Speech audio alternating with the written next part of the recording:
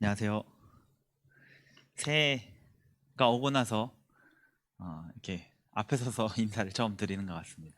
제가 항상 저쪽 국제교회에서 예배만 드리다 보니 얼굴은 뵙지만 이렇게 성전에서 인사드리는 건 처음인 것 같습니다. 오늘 제가 나누고 싶은 말씀은 하나님의 나라는 마치입니다. 죄송합니다. 하나님의 나라는 마치라는 제목입니다. 유토피아라고 아시죠? 유토피아는 토마스 모어라는 옛날 1500년도 사람이 이제 저자가 지은 책인데요. 원래 그 유토피아라는 책의 원 제목은 세상의 공화국 형태와 유토피아라는 새로운 섬에 관한 재미있으면서도 유익한 대단한 훌륭한 소책자라는 제목입니다. 되게 길죠? 근데 우리는 이제 보통 유토피아라고 알고 있죠. 이상의 세계. 근데 제가 여기 원 제목을 말씀드린 것처럼 세상의 최상의 공화국 형태와 유토피아라는 새로운 섬. 그래서 이 원제목에서는 이 유토피아를 단순히 어떤 장소만을 지칭하고 있지 않습니다. 우리가 보통 유토피아라고 얘기하면 어떤 정말 놀라운 세상, 정말 행복만 가득한 세상, 어떤 장소로 이렇게 쉽게 생각하게 되는데, 이 원제목에서는 이 장소만 지칭하는 것이 아니라 이 최상의 공화국 형태와 어떤 장소를 지칭하고 있습니다. 그래서 사실 유토피아라는 것은 어떤 장소만 얘기하는 것이 아니라 그 사회 속에서 구성하는 인원들, 그리고 그 사람들이 가진 이념, 어떤 그곳에 있는 어떤 법률, 이런 것들이 잘 조화를 이루면서 사람이 살기에 적합한 곳을 이야기하는 것입니다. 그래서 유토피아는 제가 이거는 위키피디아, 그러니까 어떤 사전 같은 곳에서, 인터넷 사전에서 찾아왔는데요. 경제는 공산주의, 정치는 민주주의의 체계를 지니면서 교육과 종교의 자유를 보장하는 이상적인 나라. 여기서도 얘기하는 것이 어떤 장소에만 집중한 것이 아니라 어떤 이념, 얘기하는 것처럼 경제는 공산주의지만 정치는 민주주의 체계를 가졌으며, 그리고 교육과 종교는 자유가 있는 나라라고 얘기합니다. 그렇지만 이런 곳이 있지 않죠. 그래서 이 유토피아가 뜻이 이 그리스어의 두 단어를 합친 건데, 이 유라는 것이 없다라는 뜻이고요, 토피아가 장소입니다. 그래서 존재하지 않는 장소가 바로 유토피아예요. 이상적인 나라인 거죠. 우리 사람들은, 인간들은 모두는 이 이상향을 꿈을 꾸면서 살아가죠. 뭐 크게는 좀 더 좋은 세상, 모두가 행복한 세상, 이렇게 얘기하고, 작게는, 아주 작게 나오면 지금 이제 겨울이죠. 이 겨울에 조금이라도 따뜻한 어떤 환경을 우리가 꿈꾸면서 살아갑니다. 그래서 우리는 좀 더 나은 세상, 좀 더 나은 환경, 좀 더 나은 나의 삶을 꾸면서 살아가는 것이 인간이죠. 만약에 조금이라도 어떤 소망과 꿈과 어떤 바라는 점이 없다면 사람은 이 정신적으로 어떤 우울증이 걸렸다던가 어떤 사회 속에서 결합되지 못하고 살아가는 사람일 것이에요. 어떤 인간의 그 갖추는 어떤 구성 중에 하나가 모자란 사람으로 볼 수 있죠. 우리 모두는 어떤 것을 꿈꾸며 계획하며 바라며 살아갑니다. 그리스도인들도 마찬가지죠. 그죠? 그리스도인들도 꿈꾸며 바라며 소망하며 살아갑니다. 우리 제7일의 안식일 예수 재림교인들은 예수님의 재림을 소망하면서 살아가죠. 우리 그리스도인들은 이 바로 천국을 꿈꿉니다. 그리고 이 천국은 유토피아처럼 존재하지 않는 장소가 아니라 분명히 존재하는 장소죠. 우리는 그렇게 믿고 그렇게 살아가고 있습니다. 그리고 그것을 가기 위해 바라고 있습니다. 여러분, 그러나 성경에서도 이 토마스 모어가 얘기한 이 유토피아처럼 어떤 천국은 장소만을 지칭하지 않습니다. 많은 성경절 중에서도 우리가 찾아볼 수가 있어요. 예수님께서도 이야기하셨죠? 천국이 가까웠다 얘기하시면서 천국이 왔다라고도 얘기했어요. 그렇지만 예수님께서 말씀하신 천국이 이곳에 왔다라고 얘기한 순간에도 그곳에는 우리 인간들이 꿈꾸는 이상적인 어떤 장소는 아니었습니다. 그래서 분명한 것은 성경에서 천국을 얘기할 때 어떤 장소만을 얘기하는 것이 분명히 아니죠. 오늘의 이 말씀 주제처럼 마태복음 13장, 이 13장에서만 봐도 예수님께서는 천국에 대해서 얘기하는데 아주 여러 개를 이야기하셨어요. 씨 뿌린 자의 비유를 얘기하시면서 천국은 이와 같다 얘기하셨고, 좋은 씨를 어떤 곳에 뿌린 것 사람과 같고, 겨자씨 한 알과 같고,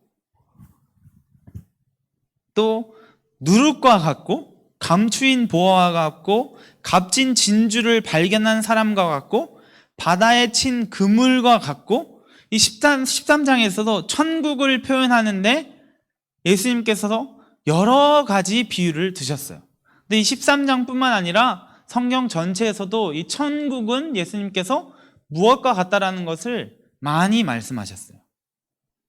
그래서 천국이 어떨까 하고 생각하면 이게 쉽지 않은 어떤 한 문장으로 단언하기가 쉽지 않습니다.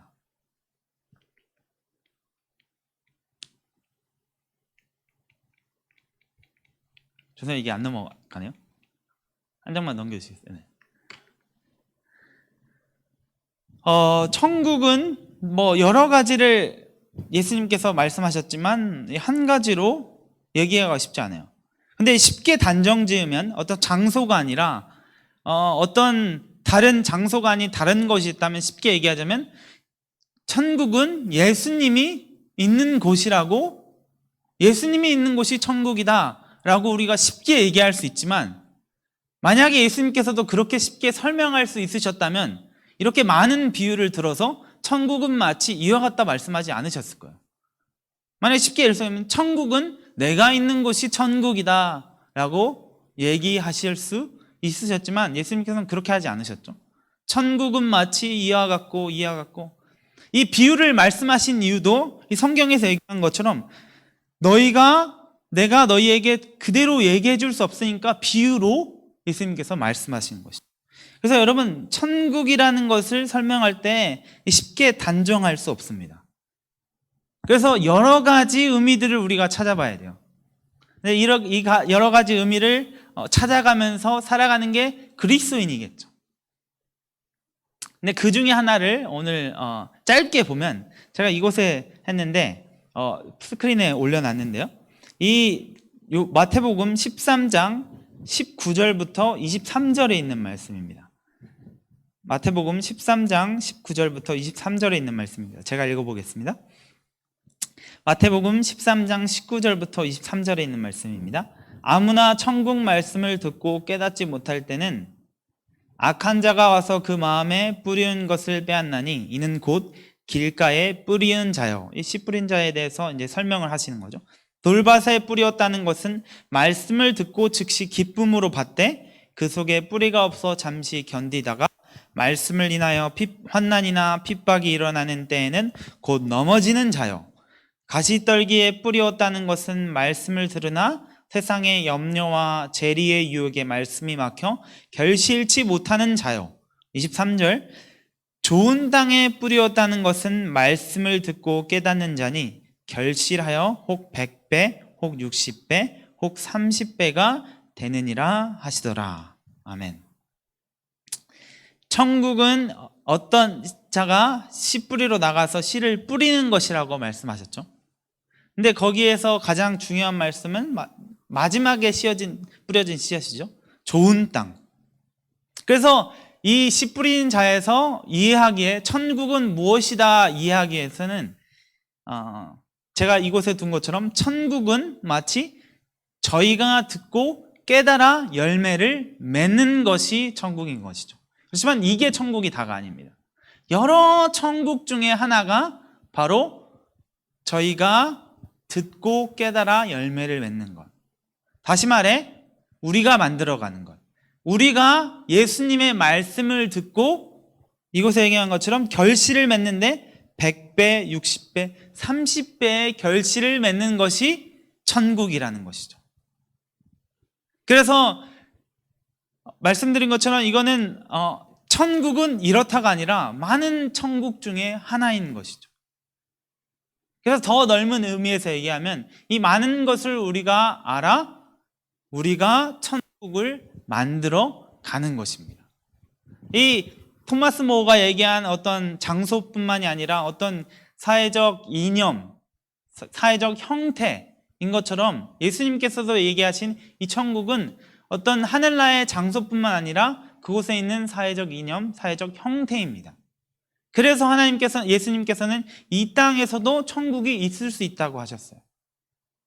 그래서 이 천국은 오늘 제가 가져온 이 천국의 정의는 여러 개 중에 하나는 이 천국은 우리가 만들어 가는 것입니다. 그럼 2023년 이 광주중앙교회가 천국이 되기를 간절히 기도합니다. 우리가 만들어 가는 것입니다. 우리 모두가 협력하여 하나님의 율법 안에 올바르게 서서 어떤 사회적 이념, 분위기, 어떤 우리 교우 간의 관계, 그리고 그 넘어가 다른 이웃과의 관계에서 우리가 천국을 만들어가는 것이죠. 그 천국을 2013년, 더 나아가 예수님 오실 때까지 우리가 꼭 만들어가기를 간절히 바랍니다. 우리 광주중앙교회뿐만 아니라 옆에 있는 국제교회도 이 천국을 만들어가기 위해서 열심히 우리가 협력하여 선을 이루고 있습니다. 다음 넘어가 주시겠어요? 지금 국제교회에 참여하는 인원입니다. 근데 모두가 한 번에 다 오진 않아요. 매주 다른 친구들이 오긴 오는데 지금 이제 저를 제외하고는 9명의 이제 외국인들이 이 안식일에 예배를 참여하러 옵니다. 그리고 저희는 이제 11시에 모여서 11시 30분까지 이제 안교 교과, 지금 저희가 사도행전을 같이 배우면서 나눔을 하고 있고요. 그리고 이제 11시 40분부터 저희는 12시 20분 또는 30분까지 안식일 대예배를 드리고 있습니다. 그래서 지금 첫 번째는 존슨 재림교인이고요. 필리핀에서 온 친구. 클라우디는 이제 온 지 얼마 안 됐는데 재림교인이고요. 그리고 이 친구는 이제 아프리카 르완다에서 왔고, 이 조디네는 아직 참여하진 않았어요. 근데 재림교인인데 이 남아프리카 공화국에서 온 친구인데 지난주에 오기로 했는데 몸이 좀 안 좋아서 안 왔지만 아마 이번 주에는 올 걸로 예상되고요. 그리고 바이올렛도 여기서 침례 받았던 그 케냐에서 온 친구가 이제 서울에 이제 다른 데서 공부하다가 이제 광주로 돌아와서 아마 이 친구도 나오게 될 거고, 이 멀씨라고 이제 여기 광주과학기술원에서 공부하는 친구인데 이 친구는 정교도입니다. 정교도인데 에티오피아에서 왔어요. 재림교회는 아닌데 지금 이제 이 친구는 아주 꾸준히 빠지지 않고 잘 저희 교회에 나오고 있고, 케나라는 친구도 개신교인인데 우리 교회에 나오고 있고요. 그리고 여기 원도라 되는데 원더라고, 이 친구는 한 지지난주부터 나오기 시작했는데 가톨릭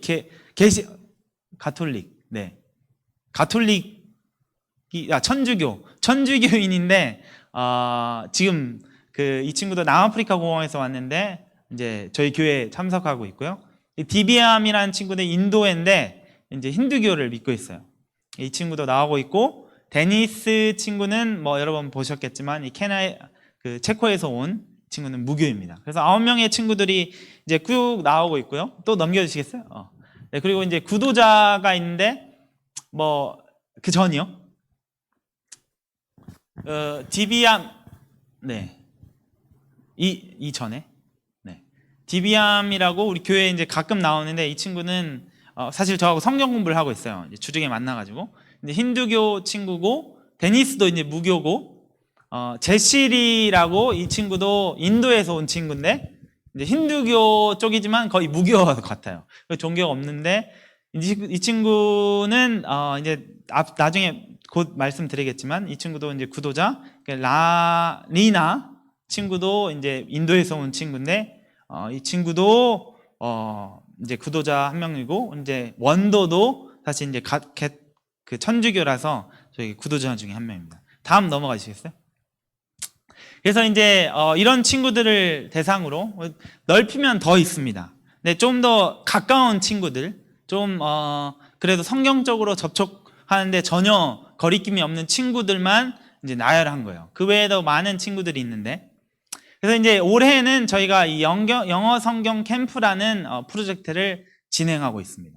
이게 이제 어린이를 대상으로 우리 외국인이 영어 성경 캠프를 열어서 아이들에게 영어와 성경을 가르치는 건데요. 이게 어린이들을 위한 거지만 사실 우리를 위한 것도 있습니다.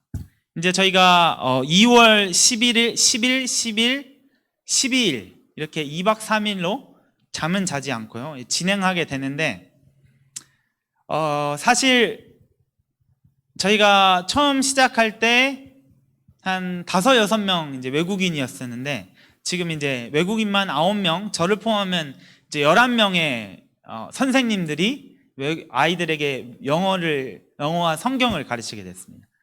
여기 보시면 뭐 앞서 얘기했지만 뭐 멀시 아이스 존스는 기독교인이지만 이 제시리는 무교, 힌두교지만 거의 무교와 같은 친구인데 이 친구도 영어 성경 캠프에 참여하게 됐어요. 이게 영어 캠프가 아니라 영어 성경 캠프인데, 영어로 성경을 가르치는 캠프인데 제가 이제 물어봤더니 기꺼이 참여하겠다고 하더라고요. 그래서 뭐 직접적으로 아니지만 간접적으로 이 친구가 성경을 가르치기 위해서는 성경을 배워야 되고, 배워야 그걸 가르치니까. 그래서 그렇게 할 수 있고, 근데 이 친구가 또 이 라리라라는 친구, 여기 라미라고 되는데 이 친구 힌두교인데 이 친구도 갑자기 저한테 어느 날 전화가 오더니 이 친구도 같이 해도 되겠냐고 연락이 왔어요. 이 친구도 또 간접적으로 성경을 가르칠 수 있는 기회가 된 거죠. 그리고 이 디비암 친구도 이제 제가 물어봤어요. 이 디비암 친구는 교회도 가끔 이제 예배에 참여하는데 얘는 완전히 힌두교인데 지금 성경 공부를 하고 있는데 제가 영어 성경 캠프 너희가 참여할 수 있겠냐? 자기가 나는 성경에 대해서 잘 알지도 못하는데 내가 어떻게 참여할 수 있겠냐? 그래서 너가 배우면 되지 않겠냐? 내가 가르쳐 주겠다. 근데 알겠다. 그래서 영어를 지금 성경을 가르치면서 지금 배우고 있습니다. 그리고 그 마우라는 친구도, 이 친구는 사실 광주 친구가 아니고 저기 부산에 있는 친구인데 이 존슨이라는 우리 재림교인 친구예요. 근데 이 친구도 갑자기 영어 성경 캠프에 참여하고 싶다는 거예요. 근데 이 마우라는 친구는 저기 중동에서 온 친구입니다.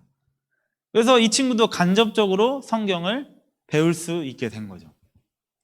그래서 이 영어 성경 캠프를 통해서 아이들, 이제 우리 외국인들에게 성경을 가르칠 수 있는 뿐만 아니라 아이들에게 성경을 가르칠 수 있게 되는 거죠.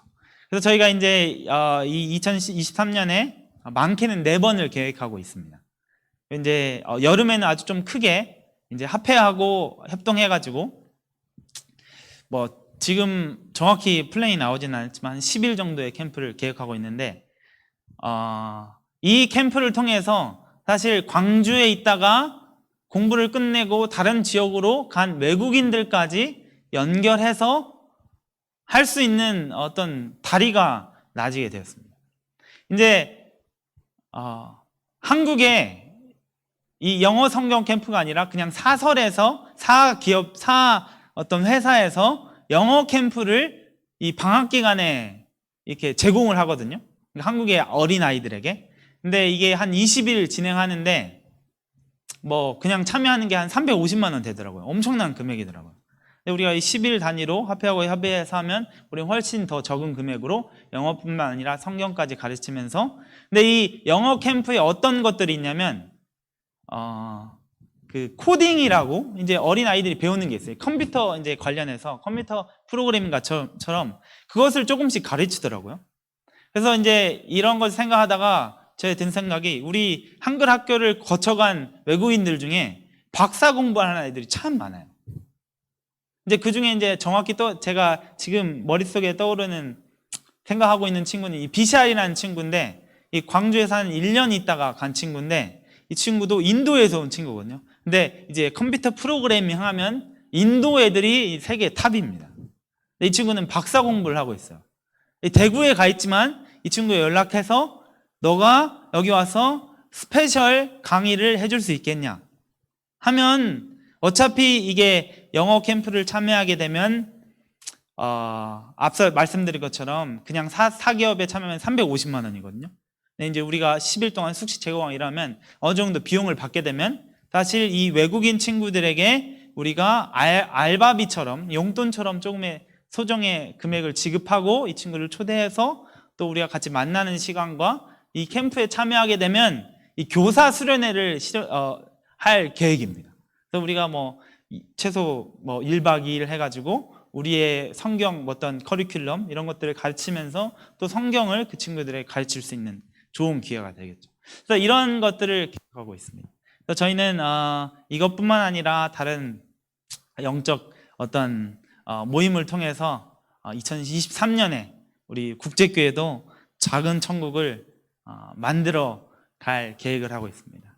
그래서 많은 기도를 부탁드립니다. 특별히 처음 저희가 2월 10일, 11일, 12일 이제 진행하게 되는데, 처음 진행하고 어제도 이제 그 외국인들하고 만나가지고 이제 교재 완성하고 뭐 회의하고 이렇게 열심히 진행하고 이기 때문에 많이 기도해 주시면 우리가 잘 성공해서 아이들에게 성경을 가르친 것뿐만 아니라 우리 외국인들에게도 성경이 잘 전해지기를 간절히 바랍니다. 제가 기도하도록 하겠습니다.